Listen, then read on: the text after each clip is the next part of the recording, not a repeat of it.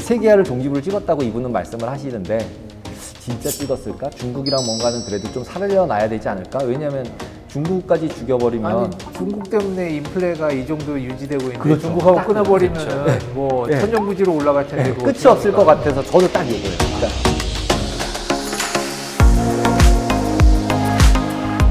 안녕하세요. 이슈톡 두 번째 시간 이베스트 투자증권 이현민입니다. 강 전무님이 준비해 주신 시간인데 이제 블랙락 이런 회사 유명한 회사가 있죠. 거기에 이제 회장이 무슨 생각을 하는지 조금 자유로운 내용을 좀 얘기를 나눠볼 거고요. 마찬가지로 이제 러시아 우크라이나 전쟁과 관련해서도 연계된 부분이 있으니까 네. 앞에 저희가 공개된 영상하고 이어서 보시면 좀 도움이 될 것 같아요. 한번 이제 설명해 주시면 네. 좋을 것 같아요. 그러니까 블랙락에서 3월 24일 날 네. 이제 그 체어맨이 주주들한테 주주 서한을 보내잖아요. 네, 법서 네. 헤서웨이도 그러고 네. 그런 그러니까 블랙락 같은 경우는 전 세계에서 제일 큰 자산운용사잖아요. 네. 그러다 보니까 정보량도 굉장히 많을 거고 그다음에 블랙락 같은 경우는 알라딘이라 그래서 그 운용 시스템이 있어요. 전 세계 뉴스를 다 땡기고 뭐 가격을 다 땡겨서 예측을 시키고 막 이런 거가 있어요. 그다음에 에셋 포트폴리오 바꾸고 그래서 이제 요즘은 이제 그런 것도 연기금의 서비스도 하기 시작하더라고요. 아, 그래서 이제 그러니까 정보량이 어마무시할 거 아니에요. 네. 그러니까 거기 맨 위에 있는 사람이잖아요. 그렇죠. 그러니까 이제 다 보고 있을 거잖아요. 그럼 이제 주주들한테 보낼 때 이제 시장은 어떻게 될 것 같고 우리 회사가 나중에 어떻게 될 것 같아. 이런 거를 되게 잘 설명을 해줘야 될 거 아니에요. 네. 그리고 나름 블랙락도 주가가 많이 빠졌어요. 조금 올라왔는데 그리고 이제 또 익스큐즈를 해야 되잖아요. 주주들한테. 그쵸. 그러니까 걱정하지 마. 왜 할 필요 없어. 뭐 이런 걸 해줘야 될 거 아니에요. 그래서 이제 이거 봤는데 이제 그 주주서한 내용이 너무 잘 설명이 돼 있고 그거에 대해서 어떻게 자기가 생각하고 있는지 그게 블랙락이 생각하고 있는 걸 했겠지 또 회장님께서 이렇게 또 진짜 모든 데이터를 다 알고 하지 않으셨을 거 아니에요. 그쵸. 상식상으로 보면 밑에 이제 진짜 박사들과 훌륭한 직원들이. 이코노미스트들이 탁 이렇게 올려주면 세 줄 요약한 걸 가지고 이제 딱 자기 인투이션으로 쓰셨을 것 같잖아요. 네. 그래서 이제 이분이 생각하는 게 어느 정도는 블랙락이 얘기하는 거랑 회사 입장과 유사하지 않을까. 나 그래서 그렇겠죠. 이제 네. 가져왔고요. 그래서 그 PDF로 되어 있는 자료에는 그 누르시면은 글로 바로 갈 수 있어요. 다. 그래서 그 실제로 어떻게 영어로 얘기했는지도 다 보실 수 있을 거고요. 그래서 다른 분들 이제 보시면 네. 그쪽 더 디테일하게 보고 싶다. 그러면은 그거 보시면 될 것 같아요. 그래서 앞쪽에 지금 첫 장에서 제가 이제 말씀드리려고 했던 거는 우선은 우크라이나 사태 지금 이제 앞 네. 시간에 저희가 쭉 봤잖아요. 그래서 제일 처음에 러시아가 우크라이나를 공격할 거다라고 얘기한 게 11월 달에 처음 뉴스가 있었고요. 맞아요. 작년 11월. 작년에 그 다음에 12월 달에는 이미 병력이 모이고 있고 몇 월 며칠 날 침공할 거야까지 얘기를 다 막 하고 있었어요. 얘기가 좀 있었죠. 네, 근데 이런 막 사진도 다 막 찍혀 있었어요. 탱크가 모이고 이러. 근데 아무도 신경 안 썼어요. 와, 그래서 아니 저렇게 침공가 지금 생각하면 저렇게 침공까지 한다고 했는데. 네? 그리고 그러니까요. 원유 같은 것도 그렇고 올라가고 있지만 그다음에 주식 같은 것도 좀 포지션 정리하고 숏 치고 이런 거를 왜 안 했지? 이런 생각이 지금 와서는 들더라고요. 그래서 차트 나중에 이제 좀 이따 보여드릴게요 다시. 그리고서 그다음에 한국 분들은 근데 네. 못 느꼈을 수도 있을 것 같아요. 제가 다른 데서 읽었는데 국경에 군대가 있는 게 전쟁하자는 신호라더라고요. 근데 한국은 당연히 한국 사람들 99%는 국경에 군인이 군대가 있잖아요. 있어야죠, 그죠? 예. 북한 국경에 당연히 군대가 밀집되어 있어야 되는 게 너무 정상인데 다른 나라는 그거는 전쟁을 하기 직전의 상황이지 국경에 안 둔다더라고요. 그래서 저도 그렇게 느꼈거든요. 당연히 뭐 전쟁과 상관없이 있을 수 있지 이렇게 생각하는 수도 있거든요. 그랬던 것 같아요. 근데 글로벌리도 많이 그렇게 생각하고 진짜로 전쟁이 난다고 생각하지 않은 것 같아요. 그랬는데 이제 2월 달에 2월 12일 날 또 네. 거기다 어나운스를 줬잖아요. 그렇죠. 이게 대사관. 다 철수시키고 이렇게. 네. 그 다음에 20일 날 침공 그 밑에 네. 키브 말고 저기 돈바드 지역이랑 네. 건드렸어요. 그 다음에 리얼로 들어간 게 24일인 거고. 그쵸. 그리고 나서 지금 최근 이제 3월 29일 날 뭐 휴전을 하느니 5차 협상하느니 네. 뭐 그랬다가 지금 어제 뭐 별거 없이 또 끝나고 뭐 이러면서 다시 또 지금 또 흔들거리고 있는 상태잖아요. 이게 전체 그림인데 차트를 그냥 그래서 첨부된 걸 보시면은 그 미 정부 관계자가 루머 말고 정부 관계자가 전쟁 날 것 같아 한 게 12월 4일이에요. 그래서 빠졌어요. 빠지기는. 오. 쭉 빠졌더라고요. 그 얘기하면서. 네네네. 근데 그러고 나 반등이 있었어요. 그러니까 아닌가 봐 이런 거죠. 아, 아닌가 봐를 두 번이나 줬어요. 그러니까 매도할 기회가 어떻게 생각해 보면 두 번이나 있었던 거죠. 그러네요. 그죠? 그러면서 이제 약간 테크니컬리 보면 트리플 탑, 더블 탑 네. 딱 치고 쭉 내려간 거잖아요. 네. 아, 기회를 당연히 줬었구나. 근데 우리는 무시했었구나. 이런 느낌이 약간 이걸 준비하면서 들었었고. 그렇죠. 다 지내놓고 보면 다 지나고 몰랐어요. 보면- 지나고 내가 보면 그걸 왜 몰랐었지? 이게 뉴스도 있었네. 뭐 이런 느낌이었어요. 약간. 그리고 이제 그 중간중간에 제가 아까 말씀드린 날짜들을 줄을 쳐 드린 거예요. 그래서 AP통신에서 나왔던 거. 아까 그 미국 정부 관계자 얘기한 게 워싱턴 포스트였어요. 그 다음에 2월 12일 날 할 거야? 전쟁할 거야? 라고 했던 게 AP통신. 그 다음에 이제 너무 20일 날은 진짜로 쐈기 때문에 이제 뭐 막 다 뉴스가 막 여기저기 나왔고 그쵸, 그쵸. 누가 제일 처음에 어떤 통신사가 했느냐를 이제 체크해 보니까 아 역시 그냥 워싱턴 포스트나 AP나 이런 좀 센 애가 얘기해야 진짜 같다. 가짜 뉴스가 너무 그쵸, 많으니까 그쵸. 솔직히 요즘은 그래서 지금 이것도 제가 그 블랙락 회장 거를 가져온 이유가 뭐냐면 뭔가 어디 뉴스를 가져오면 골라서 쓰면 다 쓸 수 있게 돼 있어요. 그러니까 이제 약간의 이제는 오피셜한 곳에서 뉴스를 받아야지. 받아야겠다. 네. 오피셜하게. 그 다음에 오피셜하게 얘기한 사람 거. 예를 들면 뭐 파월이 얘기한 것도 이렇게 전문 페드 페이지에서 보는 게 제일 깔끔한 것 같아요. 페드에서 자기네들의 의견 것만 빼서 이렇게 해석을 자꾸 쓰니까 그렇죠, 그렇죠. 예, 바이어스가 되는 것 같아요. 그래서 이제 그 주주 서한의 내용에서 이제 레리 핑크 회장이 뭐라고 얘기했냐면 30년 냉전 종식 이후에 핵 보유국 초강대국끼리 전쟁 붙을 줄은 자기 생각조차 못했대요. 그렇죠. 핵 있는 애들끼리 붙을 거라고는 생각도 못했다는 거죠. 처음이죠. 처음인 거예요. 그러니까 이거는 동유럽에서만의 있을 일이 아니다. 이거는 자본시장 전체의 문제가 될 거고 이거는 서유럽이랑 깊게 연관이 될 수밖에 없고 왜냐면 앞에 설명하셨듯이 에너지인데 이거 빼면 다 추워서 이제 못 쓰는 건데 죽죠. 정리도 안 되고 그 다음에 문제가 심각해질 것이다. 그래서 이걸 통해서 세계화의 종지부를 찍었다라고 표현을 해버려요. 그렇죠. 끝이다. 세계화는 이제 끝난 거다. 그래서 근데 이제 세계화를 끝났다라고 얘기를 하면 그러면 중국과 미국은 어떻게 되는 거지? 일단 러시아랑 끝난 건 확실한 것 같고. 그렇죠. 러시아랑은 이제 우리 친구 아니야 이거 확실히 선을 걷기 때문에. 예, 끝낸 걸로 확실한 거고. 근데 중국은 예를 들면 이 와중에 암암리의 그 무역 관세 또 없애줬어요. 다시 쓱 둘이 뭐가 또 뒤에 있나? 뭐 이런 느낌? 세계화를 종지부를 찍었다고 이분은 말씀을 하시는데 진짜 찍었을까? 중국이랑 뭔가는 그래도 좀 살려놔야 되지 않을까? 왜냐하면 중국까지 죽여버리면 아니, 중국 때문에 인플레가 이 정도 유지되고 있는데 그렇죠. 중국하고 끊어버리면 그렇죠. 뭐 네. 천정부지로 올라갈 텐데 그거 끝이 없을 것 어떡합니까? 같아서 저도 딱 요거예요. 그러니까 천정부지로 올라가는 중국 거 수입 안 하면 천정부지 거거든요. 그러니까 중국 끊어버리면 뭐 네, 어떻게 할 뭐 거예요? 인플레이션 20% 나오기도 충분할 것 같아요. 팔 가지고 지금 난리인데. 맨날 그냥 뭐 욕하면서도 그래도 뭐 중국 때문에 그쵸. 사실 중국 때문에 물건을 싸게 사오니까. 그래서 무역 관세도 일단 인플레 때문에 낮춰준 것 같아요. 관세만큼 물건값이 싸지잖아요. 그래서 그런 거가 있지 않았을까. 그 다음에 이제 이분이 얘기한 게 팬데믹으로 인해서 국가, 기업, 사람들 간에 연결되는 거에 가치를 봤다는 거죠. 연결이 돼 있을 때의 가치. 그러니까 연결돼 있을 때는 코스트가 굉장히 미니마이즈 되잖아요. 그쵸. 근데 팬데믹 때문에 연결이 끊어지고 났더니 다 갑자기 뭐 인플레도 예, 생기고. 인플레도 생기고 매니저블하지 않더라. 네. 이거를 깨달은 상황이었는데 이제 전쟁이 빵 터지니까 이거 진짜였어. 이거 완벽해. 그러니까 이제 결국은 양극화, 극단주의가 더 팽배해질 수밖에 없다. 그래서 탈세계화가 될 것이다. 그렇죠. 그래서 세계화가 없어진다. 그래서 각 나라는 이제 종속성에 대해서 재평가를 해야 된다. 각 나라 국가별로. 그러니까 내가 어디에 종속돼 있나.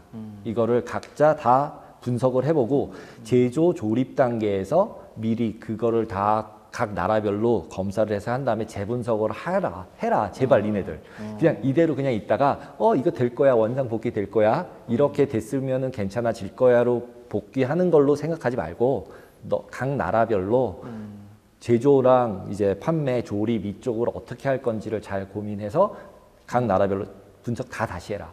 약간 각자 도생에 대해서 각자 고민해봐라 이런. 그러면서 이제 네. 밑에는 약간 트레이딩 팁으로는 뭐라고 그랬나 멕시코, 브라질, 미국, 동남아시아의 제조 허브국들이 네. 혜택의 가능성을 얘기를 하더라고요. 그 얘기는 그렇죠. 중국을 조금은 대체할, 조금은 딸을 시키라는 식의 코멘트로 느껴지더라고요. 저는 약간.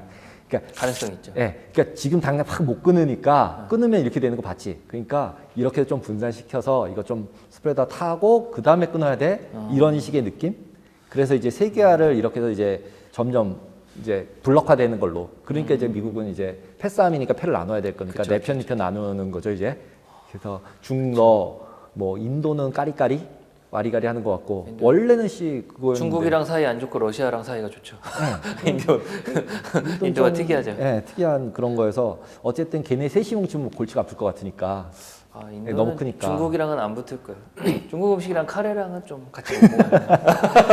그래서 그거 한 가지를 그러니까 세 개가 끝이다라는 네. 거가 한 키워드였고요. 그러니까 임팩트. 그다음에 두 번째는 인플레이션 우리 다 아는 얘기가 이제 키워드로 있었어요. 그래서 결국은 코로나 뭐 이런 것 때문에 높은 비용들, 그다음에 마진들이 계속 줄어들고 있는 거잖아요. 기업들이 지금은 그나마 이제 뭐 수익이 계속 좋게 나오고 있으니까. 그래서 이런 부분들을 고려해서 결국은 산업 자체를 재개편해야 한다. 회사들도. 그리고 실제로 소비자들이 수요가 많이 이동을 했고 코로나 때문에. 그리고 그 와중에 이제 수요가 늘어났는데 노동이 늘어나지가 않으니까. 그쵸. 그래서 결국 공급망 이슈들이 해서 문제가 생겼고. 그래서 40년 만에 가장 큰 인플레이션이 발생을 하고 있고. 네. 근데 해결될 기미는 보이지도 않고. 그렇죠. 거기다 미국만 이제 인플레면은 그래도 어떻게 다시 인플레 수출하거나 뭐 이렇게 왔다 갔다 하면 되는데 이게 문제는 영국, 뭐 호주, 뭐 다 올라오고 있잖아요. 있죠. 그러니까 이제 뭐 대안이 별로 없는 거죠. 글로벌리 올라오니까 다 같이 올라오니까. 그래서 이 인플레이션에 대해서 고민해라라는 거 하나. 그 다음에 이제 세 번째로 얘기했던 건 저희 다 뭐 매번 얘기했던 금리 인상. 금리 인상. 예. 그래서 여기서 딱 뭐랑 뭐의 싸움이라고 이분이 표현을 했냐면 높은 인플레이션하고 느린 경제 활동과 고용과에서 선택을 할 수밖에 없다. 파웰은. A를 잡으면 B가 나빠질 거고 B를 잡으면 이쪽이 나빠질 건데 페드는 둘 중에 선택을 할 수밖에 없다. 이 두 개를 다 잡겠다고 지금 얘기를 하고 있는데 둘 중에 선택할 수밖에 없을 거다. 선택을 해야 될 순간이 왔죠 이제. 이제 거의 왔다. 네. 그런데도 파웰은 아니래잖아요. 다 괜찮대잖아요. 침체도 없고 고용 제일 좋고 그래서 괜찮다고 계속 얘기를 하고 있는데 이분은 이제 어려운 선택을 해야 한다. 코멘트로 딱 그렇게 썼어요. 야. 근데 그나마 미국은 선택지라도 있는 거죠. 아, 갈권 국가라? 발권 국가니까 아닌 국가들은 여기에 따라가야 되잖아요. 지금 미국 그 결정에. 예, 그렇죠. 그래서 뭐 지정학적 리스크랑 이런 에너지 사태는 진짜 40년 만에 수십 년 만에 처음 온 거여서 요 최근에 30년만 보는 앵글에서 뭔가 의사결정하는 게 되게 위험할 수 있다. 이런 코멘트를 했어요. 그 와중에 이제 지지난주죠 벌써 이제 빠질 때 왕창 빠진 날 있었는 시티가 이제 50bp 인상 4번 한다 그런 날 금요일 날 네. 쭉 빠졌거든요. 근데 그 4번이라는 건 2%잖아요. 그렇죠. 네. 네 번 하면. 4번은 50, 4번 하면 2%를 쫙 올리는 거니까 걔네가 얘기하는 중립금리까지 한 번에 올라오는 거거든요. 그러면은 이제 시티는 한 번에 올라오라는 얘기잖아요. 그러면은 지금 여기 이제 두 쪽의 얘기를 합치면 높은 인플레이션을 잡고 이쪽을 죽여라. 그렇죠. 방법이 없다. 이런 네, 거잖아요. 저희 방금 전편에 결정된 보면 거 아닌가요? 지금 보면은 물가 잡는 물가 쪽으로. 근데 지금 현재로서는. 물가를 잡는다고 했다가 어떻게 됐냐면 일본 생각해 보시면 여기서 금리를 빵빵빵 했다가 디플레로 내려가면 못 올라오는 거거든요. 그렇죠. 그러니까 제가 봤을 때는 그러니까 저의 생각은 50 안 한다거든요. 저는 개인적으로는. 예, 그러니까 한 번 두 번은 할 수 있는데 4번 빵빵빵은 오바다. 저는 거꾸로 지난번 저희 영상 찍었을 때 그 연준에서 금리 올릴 때 급격하게 올리는 구간들 있었잖아요. 예. 우리 예상 2%가 아닌 더 가잖아요. 항상 오버슈팅이 돼서 네, 그렇죠. 더 갈 수도 있지 않을까. 과거는 반복된다고 보면 우연치 않게. 그래서 뭐 저는 개인적으로 그렇게 올렸을 때 디플레 됐을 때 그거를 살릴 방법이 더 없다는 게 저는 이제 프루브가 일본에서 됐기 때문에 중앙은행이 어떻게든 막을 것이다라는 생각이 조금은 있어요. 그래서 이제 그런 부분들이 있고 그 다음에 이제 디지털 통화 얘기를 엄청 했어요. 이분이. 예. 그러면서 이제 디지털 통화 가속화가 되게 이 영향력이 되게 지금 우리가 이제 평가를 잘 못하고 있다. 잠재돼 있다는 거죠. 그리고 우리도 모르는 거라서 해본 적이 없는 거잖아요. 그렇죠. 예. 그래서 그 다음에 이번에 전쟁으로 인해서 달러 가치, 스위프트, 저는 이제 개인적으로 스위프트를 이제 이렇게 해서 끊어버릴 수 있다라는 거를 되게 네거티브하게 봤거든요. 저는 개인적으로는. 왜냐하면 스위프트를 끊을 수 있네? 라고 다른 사람이 인정을 하기 시작하면 달러를 가지고 있어도 소용 없을 수도 있네가 되는 거잖아요. 왜냐하면 러시아가 달러를 가지고 있는데 스위프트를 끊어버리니까 내가 가지고 있던 달러를 쓸 수 없잖아요. 그렇죠. 보낼 수도 없고 받을 수도 없고 이걸로 인정 못 받잖아요. 그 얘기는 달러를 가지고 있어도 미국이 노 하면 저게 안전자산이 아니네? 예, 원래대로 생각은 특히 중국에선 그렇게 생각을 확실하게 했을 것 같아요. 제가 막으면 내가 미국 채권이랑 다 왕창 가지고 있는데 막으면 종이네? 그렇죠. 예, 그러면 이 평가를 바꿔서 할 수 있다는 거죠. 거꾸로. 그러니까 그 스위프트를 막은 걸 가지고서 러시아를 제재한 거라고 생각을 할 수 있는데 지금 그것만 보는데 제가 볼 때는 스위프트를 막는다는 얘기는 달러를 종이로 만들 수 있는 권한을 있었구나라는 것을 생각할 수 있어지는 거죠. 상기시켜 주는 거죠. 네, 상기시켜주고 지금까지 미국이 다 이렇게 해서 쓸 수 있어라고 했는데 국가 입장에서 보면 제가 찍하면 종이네? 큰일 났네? 그럼 금을 사야 되나? 그럼 뭐가 있어야 되지? 그러면 이제 위안화랑 얘네 둘이 싸우면 어떻게 되면은 혹시 이쪽도 가지고 있고 이쪽도 가지고 있어야 되겠는데? 뭐 이런 생각을 할 수 있잖아요. 그래서 그 얘기가 이제 통화 의존성의 재평가를 촉구했어요. 아예. 너네들 이 디지털 커런시로 그래서 코인도 이거 있고 나서 이 코멘트 있고 나서 거의 한 42,000, 4만 불대 있던 게 47,000대 있거든요. 그러니까요. 이거가 이 코멘트 나오고 나서 근처예요. 사실은 코인으로 러시아 금융 제재해도 러시아가 금융 활동할 수 있다 이런 기대가 있어서 그럼 코인을 막자 했는데 문제는 우크라이나도 그걸 통해서 조달하고 있으니까 뭐 적십자에서 비투를 받아요. 그러니까요. 그래서 우크라이나 돈 넣어줘요. 사실은 뭐 좀 제재가 있을 거라고 기대했는데 생각보다 쉽지 않구나. 양쪽 다 한 거죠. 그렇죠. 그 다음에 이제 그냥 뭐 여기 뭐 제가 이거 쓴 건 아니지만 예를 들면은 백악관에서 그 행정명령을 나왔어요. 오피셜하게. 디지털 코인에 관련해서 디지털 커런시에 관련해서 중앙은행은 뭐하고 재경부 기재 뭐하고 뭐뭐뭐를 해라. 그래서 법안 내라라고 행정명령을 때렸어요. 그게 지난달이에요. 3월달에. 근데 그 일이 있기 전에 이제 그 중국에서 CBDC를 실제로 사용을 했대요. 이번 올림픽 하면서. 근데 엄청 잘 됐대요. 그래서 정말로 이제 위안화 디지털 커런시는 될 것 같은 분위기예요. 완전히. 테스트까지 다 끝난 거라고 그러더라고요. 그러니까 이제 어쩔 수 없이 이렇게 돼서 지금 이런 사태에 됐는데 이 디지털 커런시를 쓰게 만들면 쓸 수밖에 없죠. 미국이 이제 달러 패권을 뺏길 수도 있는 거 아니에요. 지금의 상태로 보면. 그러니까 이제 미국도 급해서 CBDC 행정명령 내려서 빨리 가게 하고 이런 거가 돌아가고 있는 것 같아요. 그리고 유럽도 지금 이제 디지털 커런시에 대해서 근데 디지털 커런시라는 단어는 제가 볼 때는 약간 좀 이제 좀 못 쓰게 하지 않을까? 저의 느낌은. 그러니까 디지털 에셋이라 그래서 쓰게 하고 디지털 커런시는 정부만 하자? 그럴 수 있죠. 뭐 이럴 것 같아요. 이럴 것 같은 느낌이 들어요. 이거 완전 뇌피셜인데, 그러니까 통화라는 단어 쓰지 마라. 왜냐하면 지금 홍콩도 그렇고 법안들 나오는 데서 VA예요. 버추얼 에셋. 통화는 아니죠. 그렇죠. 그렇죠. 통화는 이제 아니죠. 그거 있으면 이제 교환 가치가 어느 정도 보장이 돼야 되는데 그렇죠. 이게 없잖아요. 차라리 에셋이라고 하는 게 사실 맞죠. 그래서 법안들은 전부 다 VA예요. 버추얼 에셋으로 돼 있어요. 다. 근데 자꾸 말하던 사람들은 이제 비트코인도 코인이라고 그러고 디지털 통화라고 그러고 이러잖아요. 그래서 그거는 국가가 원하지 않으시기 때문에 그럴 것 같다. 그럴 수 있겠죠. 네. 그 다음에 그 다음 임팩트라고 얘기한 게 이제 넷제로 지연된다.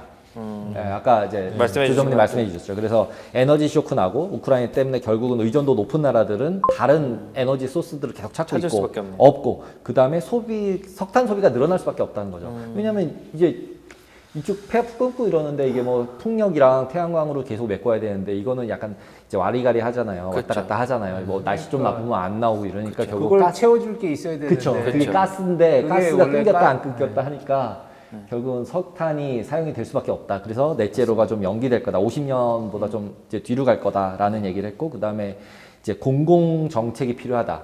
왜냐하면 기본적으로 넷제로로 가려고 그러면 그 정부의 돈을 때려박아서 주유소도 막 세우고 이렇게 그렇죠. 해야지. 충전소도 세우고 충전소도 그냥 국가 돈으로 해놔야지 이거를 그 회사 민간에서 하라 그러면 수지가 안 맞기 때문에 그렇죠. 결국 못 한다. 그래서 맞습니다. 정부가 그거를 세게 밀어서 갈 수밖에 없다. 그래서 계획대로 하기는 되게 어려우니까 정부가 더 세게 해라. 이런 얘기를 했고 그다음에 이제 에너지 안보라는 단어를 쓰기 시작을 했죠. 결국은 에너지 전쟁인 거죠, 이거는. 넷제로 가는 것도 되는 거지만 결국은 이제 에너지 자원이 없는 국가들은 혼자서 어떻게 살아남아야 될지 고민을 해야 돼요. 고민을 해라. 이건 안보의 문제다. 식량 안보, 에너지 안보 쪽으로 가는 것 같아요. 그죠. 그래서 우리나라도 마찬가지죠. 우리나라는 뭐 에너지의 대부분을 수입하니까. 다 수입인데 우리. 그렇죠. 궁극적으로 전기 어떻게 만들 수 만들어낼 있는 거냐. 건 친환경밖에 없어요. 네, 없어요. 우리나라에서. 그래서 여기서 맨 마지막에 이것도 아까 앞부분에서 어느 나라별로 좀 잘 분석해서 해라. 공급망 이슈 해결하려고 한 것처럼 여기서도 밑에 풍력하고 태양열밖에 없다는 거예요. 태양광밖에 없다는 거예요. 그래서 풍력하고 태양광 발전 투자를 늘릴 수밖에 없다라는 식의 코멘트를 썼어요. 그러니까 약간 이제 주식은 어떤 주식을 해라. 그 다음에 나라는 가이던스가 어디쯤 있구나. 해라라는 가이던스가 안에 있는 것 같은 느낌이었어요. 그래서 네. 친환경 수혜주를 사라 뭐 이런. 뭐 그런 쪽에 약간의 느낌이 좀 있는 거죠. 그 다음에 이제 뭐 그러면서 맨 마지막에는 블랙락은 회복력에 중점을 두기 때문에 자기네가 서비스를 제공하고 있는 거다. SM 매니지먼트 서비스를. 그 얘기는 계속 성장은 할 거다라는 얘기를 하는 거잖아요. 이게 지금 떨어졌고 위험하지만 경제는 계속 올라갈 거야. 그래서 우리는 이 비즈니스를 하는 거니까 네. 시장 전체는 낙관적으로 봐라. 네. 라는 게 이제 이분의 그거고요. 그 다음에 자기네는 어떤 프로덕트를 이제 딜리버리를 계속 할 건가 하면 이해 당사자들이 다 이익이 되는 쪽을 자기는 계속 찾을 거다. 우리의 이익만을 찾는 게 아니라. 그러면서 이제 나오는 단어들이 ETF, 그 다음에 다이렉트 인덱싱이에요. 그러니까 ETF는 일단은 수수료가 싸잖아요. 네. 예, 그러니까 이제 수수료를 싸야지만 이제 고객한테 수익이 더 가는 거니까. 그 다음에 이제 다이렉트 인덱싱이라는 게 뭐냐면 고객의 니즈에 맞춰서 포트폴리오를 자동으로 가는 인덱스를 만들어서 그거 에셋 얼로케이션을 계속 해주면서 가는 인덱스를 만들어서 개개별 인덱싱을 해주겠다는 거예요. 그게 이제 인공지능으로 되나 봐요. 우리나라도 이제 뭐 이제 스타트업 하는 회사들이 이제 시작을 하거든요. 네, 일종의 개인 포트폴리오 인덱스네요. 그쵸. 어떻게 보면. 네, 맞아요. 그래서 원래는 굉장히 큰 부자들만 이제 PB 쪽에서 관리를 해주면서 이런 걸 서비스를 받았는데 그게 인공지능으로 넘어오면서 다이렉트 인덱싱이 되고 그러면서 이제 코스트를 낮춘다는 거죠. 네. 그래서 이런 것들이 되게 이제 의미 있는 변화가 될 거다라고 얘기를 했어요. 그리고 실제로 제가 여기서 타임라인 그려드린 게 뭐냐면 다이렉트 인덱싱 하는 회사들을 그 멀쩡한 큰 애들이 다 사버려요. 보시면은 그 밑에 있는 게 피인수 당한 기업인데 다 다이렉트 인덱싱 하는 회사들이고요. 위에가 산 회사예요. 벵가드, JP 모건, 블랙락, 모건 스탠리, 골드만 이런 애들이 그 다이렉트 인덱싱 하는 스타트업들을 다 사버리는 거예요. 뭐 직원 10명인데 막 1조 원 주고 막 이랬어요. 그 직원이고 싶네요.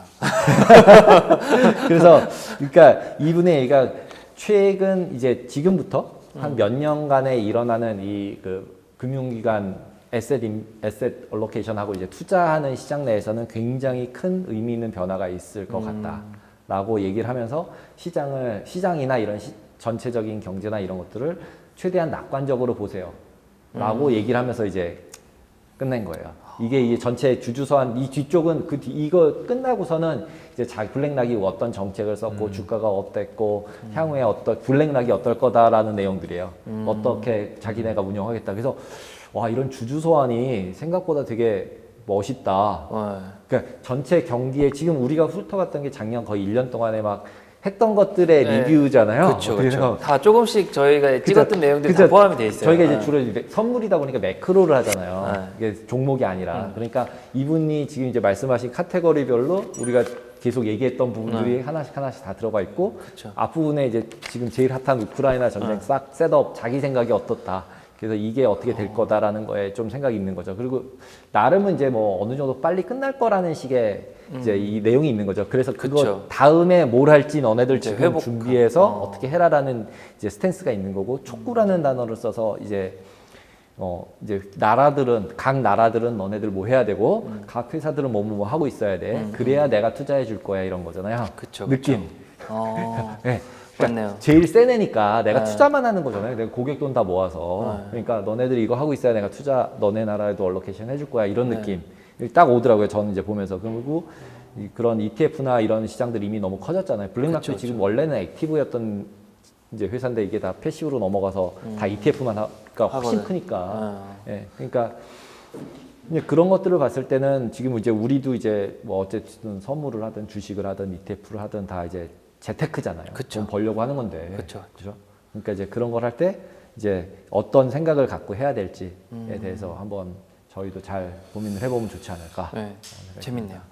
근데 저도 같은 생각은 있어요. 전쟁은 빨리 끝날 것 같고 푸틴이 강경하게 말할수록 전쟁을 빨리 끝내고 싶다라는 신호로 생각하거든요. 저는 원래 마무리는 약하게 할 수 없거든요. 20세기 칼을 이후 뽑았는데. 네, 20세기 이후에 종전이 패전 없이 끝난 적이 없대요. 그러면 누군가 패전을 해야 되는데 지금은 약간 서로 비등비등 그런 게 있으니까 모양을 만들어야 되잖아요. 패전하지 않은 모양. 그러니까 푸틴이 강경하게 나올수록 종전을 원하는 신호라고 저는 생각을 하거든요. 근데 그 얼마 전에 미국에서 바이든이 뭐 아니라고 막 댕댕거렸지만 푸틴 잘리는 걸로 얘기했잖아요. 뭐 얘기도 했었죠. 네. 푸틴 내려가라고. 네. 그래서 막 아니다 막 네가 결정할 게 아니다. 막 이러면서 이제 러시아에서 난리가 났는데 근데 이거 뉴스 찾다 보면 미국이 오피셜하게 얘기했던 건 러플리 맞았어요. 맞아요. 네. 전쟁 날 전쟁 거다. 날 거다 맞고 그 다음에 그래서 저는 이제 약간 위험하다고 느낀 게 핵 준비를 하고 있다 뭐 이런 얘기 했었잖아요. 그러니까 저건 맞으면 안 되는데. 근데 그 얘기는 마지막 카드거든요. 그죠. 더 이상 쓸 게 없으니까. 근데 이제 내려가라 그랬잖아요. 내려보내면 쓰고 내려갈 거 아니에요. 그거 최악의 피곤한 시나리오. 스타일이죠. 최악의 시나리오. 그러니까 야 이게 그럼 최악의 시나리오는 결국 핵인데. 근데 이제 뭐 어느 이제 뭐 리서치들은 아니다. 이번에 이제 세게 나가는 게 끝나는 이제 시그널이다. 지금 말씀하신 것처럼 얘기하더라고요. 그러니까 맨 마지막에 조금이라도 먹어야 더 땅을 더 가질 수 있듯이 마지막에 피치를 올려서 이제 땅을 넓혀야 되기 때문에 싸우는 게 더 극렬화됐을 때 끝난다. 맞습니다. 예, 그래서 마지막에 이제 한 뼘이라도 더 먹으려고 한다. 뭐 이건데. 저도 비슷하게 느껴요. 그쵸? 오늘 뉴스에 키이우 공격을 계획한 대로 된 거다라고 변명했지만 사실 도망간 거거든요. 제가 봤을 때. 그래서 다 돈바스로 몰고 있잖아요. 그쵸. 거기서 마무리하려는 거고. 그렇죠. 돈바스 쪽 해서 그냥 넣어주고. 사실은 모두가 키이우 함락될 거라고 생각했는데 실패한 거잖아요. 실패한 사실은. 거죠. 네. 그러니까 그렇게 보면은 이제 마무리 마무리 수순일 수순인 수도 것 있어요. 같아요. 네. 그러니까 하루하루가 제가 봤을 때 러시아는 손해거든요. 그렇겠죠 이제. 네. 뭐 그렇게 끝나면 뭐 러시아 입장에서 봤을 때 뭐 그렇게 나쁜 거 같지는 않은데. 그렇게 나쁜 일은 그쵸. 아니죠.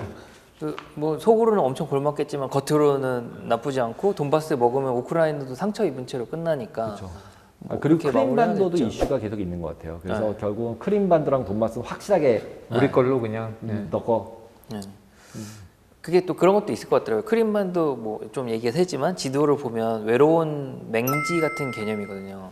근데 이제 뭐 보통 그렇게 지형을 두면은 위태하다 이런 전략상 뭐 이런 게 있으니까 돈바스 먹어서 이렇게 선을 만들어야 안전해지니까 그 맨 처음에 침공한 데 중에 크림 위에 무슨 항구 도시가 있거든요. 우크라이나 갑자기 이름이 안 나는데 거기 먹으려고 했던 것도 그런 연장선상인 것 같아요. 이렇게 우크라이나가 바다에 못 닿게 이런 전략에 실패했잖아요. 그러니까 돈바스라도 먹고 마무리. 저는 개인적으로 마무리되는 게 더 좋을 것 같은 게 그렇죠. 마무리돼야죠. 돼야죠. 사실 뭐 단순 투자 입장에서도 마무리되는 게 좋은 게 지금 약간 지지부진하면 투자 방향성도 없고 리스크만 큰 시장인데 마무리가 돼야 안정적인 정상 투자 시장으로 돌아가니까 사실 빨리 마무리되는 게 좋죠. 그렇죠. 전쟁은 또 안 하는 게 좋고. 지금 뭐 회담한다고 그러면 또 이렇게 됐다가 또 결과 그쵸. 없으면 또 이렇게 됐다가 뭐 이러고 그쵸. 있으니까. 그러니까 이건 그러니까 누가 이제 뭐 어떻게 될 것 같아 이렇게 물어보면 이제 저는 요즘 대답하는 거는 아니 푸틴도 모를 걸? 그렇죠. 그거를 뭘 예상을 하냐는 거죠. 예상할 수 있는 시나리오는 아까 말씀하신 게 딱 아닌데. 맞죠. 예상을 할 만한 어떤 근거나 이런 것들이 좀 있어서 그게 리즈너블해서 확률이 좀 높으면은 모르겠는데 지금은 일로 갈지 아예 모르죠. 아예 모르는 상황에서는 최소의 포지션을 가져가는 게 옛날에 뭐 10계약 할 수 있었으면은 요즘 한 계약만 가지고 그렇죠. 그냥 이 시장을 보는 차원에서 포지션 그죠. 없으면 재미없으니까. 맞습니다. 그래서 그 정도 그냥 이렇게 하는. 그렇죠. 그러니까 투자자분들이 저도 뭐 제가 이렇게 얘기하면 제 주식을 보면 그렇게 하면 안 되는데 가장 문제가 뭐냐면 이제 손실을 봤을 때 손실을 뭔가 마무리를 못 짓고 기다려 손실을 키우면 다음 찬스 때 가용 자원이 없어서 그쵸. 써먹지를 못하는 게 맞아요. 제일 나빠요. 맞아요. 뭐 예를 들면 뭐 제가 갖고 있는 무슨 회사 주식이 있었는데 이제 손절을 했어야 되는데 뭐 신락 같은 개인 투자자 희망으로 좀 더 보태보자 했는데 완전히 더 망가진 거죠. 그러니까 그 자금을 뺐으면 좀 넣어볼 만한 주식이 있었는데 망설이게 되는 거. 이걸 넣어야 되나? 이런 고민에 빠지고 결국은 둘 다 죽도 밥도 안 되는. 그러니까 선물을 하던 주식을 하던 이제 제가 이제 뭐 여기서도 계속 얘기하는 거지만 현금 비중. 네. 예, 현금 있으면 인플레이션 시대에 무조건 안 된다라고 얘기하는 사람들도 물론 있는데 있지만, 아니 워렌 버핏도 60% 현금인데. 그렇죠, 그렇죠. 중요하죠. 예. 네. 물론 그건 부자만 그렇다고 얘기하는 분들이 되게 많아요. 근데 결국은 원금을 안 깨지는 방법은 폭락할 때 안 깨져야 되잖아요. 근데 안 들고 있다가. 폭락할 때 안 깨질 방법이 뭐가 있어요? 깨지면은 솔직히 채권 주식도 코릴레이션 반대라 그러지만 깨질 때 같이 깨져요. 같이 깨지죠. 아니 네. 금융위기 때 보면 다 다 알잖아요. 깨지잖아요. 망가지죠. 다 망가져. 부동산 뭐 다 할 것 없이 다 망가지는데. 예, 소위 무포가 제일 예, 베스트죠. 무포가 베스트인데 무포도 흔한 할 말로 수도 포지션 없어요. 없이. 근데 네. 무포도 할 수가 없어요. 무포도 리스크예요. 그렇죠. 올라갈 때 또 놓치니까. 올라갈 때 놓치는 것도 그 인플레 때문에 뭘 살려고 그러면 못 사는 걸로 바뀌잖아요. 네. 그러니까 무포도 리스크고 이제 그 현금도 리스크니까 그냥 대충 중간쯤 잘 모르겠으면 중간쯤. 그렇죠. 좀 어려운 상황인 것 같네요. 네, 그러고 근데 보니까. 지금 상태로도 그래서 이제 저는 뭐 그런 것 같아요. 제가는 뭐 그런 뭐 이제 뭐 그런 뭐 이제 단체방 이런 거에서도 무조건 리스크는 반만 써야 된다. 그렇죠. 그렇죠. 예, 다 쓰고 있으면 안 된다. 그쵸, 폭락했을 때 100대 해야 되는 거지. 그런 얘기 되게 많이 하는 것 같아요. 그러니까 그 찬스 올 때 잘 노리는 게 중요하고 위험할 때 잘 뭔가 결단을 내리는 게 또 중요한 거고. 그런 것 같습니다. 그래서 오늘 이 시간에 이제 좀 블랙락 회장의 생각을 한번 이렇게 이래저래 살펴봤는데 저희가 기존에 봤던 내용도 참 많이 있었고 저는 개인적으로 조금 와닿는 거는 앞전 시간에 이제 인플레 우리가 뭐 원자재 올라가는 거 얘기했는데 금리 얘기는 앞에는 조금 안 했었는데 금리 자주 얘기해서 좀 식상하다 느끼지만 언젠가는 우리한테 되게 투자 입장에서는 되게 리스크 혹은 되게 찬스가 거기서 올 것 같다 이런 생각을 좀 하거든요. 그 마이크로 금리 선물이라는 게 CM에 상장됐고 저희도 서비스 하는데 아직은 이제 초기라 유동성이 그렇게 많지는 않은데 작은 자본으로 조금은 해볼 수 있다 이런 장점은 또 있고요. 그래서 한번 보시는 게 좋을 것 같고 금리는 저는 개인적으로 되게 한국의 유명한 개인 투자 중에 엄청 크게 하는 유명한 분이 있고 돈도 많이 버는 분이 있는데 그분 금리 했었거든요.